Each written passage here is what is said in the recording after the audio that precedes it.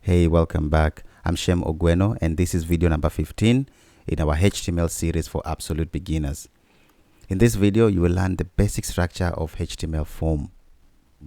Forms are used for collecting information from your users, and you will encounter form when you're filing for an application online, when signing up for newsletters, and more. The best known form is the search box. So, to create a form, we start with the form element.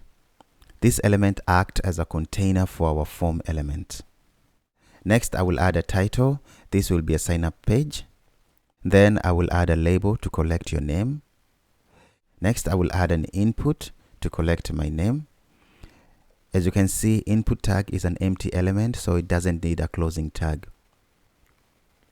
Each input field has an attribute called type. So for example, if you want a checkbox, you change this to checkbox.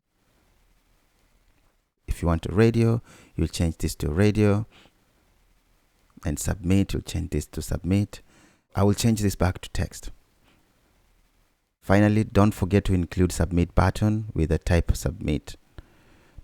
This is the basic structure for creating an HTML form. And after adding a style, it can look like this. Here I've added a label and an input with an email and a password type. And there you have it, your first HTML form. So you can practice creating form.